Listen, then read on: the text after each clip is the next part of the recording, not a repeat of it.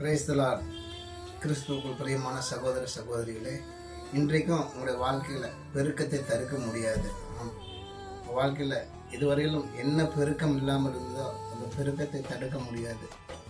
யாத்திராகமம் 1:12 வேதத்தில் வாசிக்கிற பொழுது, இஸ்ரவேல் ஜனங்களை எவ்வளவுக்கு எவ்வளவாய் ஒடுக்கினார்களோ அவ்வளவுக்கு அவ்வளவாய் அவர்கள் பெருகினார்கள்.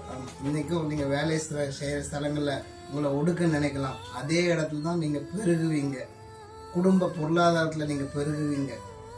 எல்லா ஜனங்களுக்கும் மத்தியில் நீங்கள் ஒடுக்கப்படுகிற அதே ஜனங்கள் தான் நீங்கள் கனத்தோடு நல்லா பெருகும்படியாக இருப்பீங்க. சரீரத்தில் வியாதி நிமித்தம் ஒடுக்கப்படுகிறீர்களா? உங்கள் சரீரம் தான் ஆரோக்கியத்தில் பெருக்கமாக இருக்கும். இன்றைக்கும் ஆத்தும ஆதாயத்தில் குறைஞ்சு போய் ஒடுக்கப்பட்டிருக்கிறீர்களா? ஊழியம் செய்கிறவர்கள் ஆத்தும ஆதாயத்தில் பெருகுவீங்க. சபைக்குள்ள ஆத்துமாக்கள் பெருகும். இன்னைக்கு என்ன காரியத்தில் ஒடுக்கப்பட்டு கொண்டிருக்கிறீர்களோ அதே காரியத்தில் நீங்கள் பெருகுவீங்க. நீங்கள் பெருக முடியாதபடி இந்த தடைகள் இருந்தாலும் மனுஷன் தடையை பண்ணலாம், எதிர்மறையான சூழ்நிலைகள் வரலாம். ஆனாலும் கர்த்தர் பெருக பண்ணுகிற தேவன்.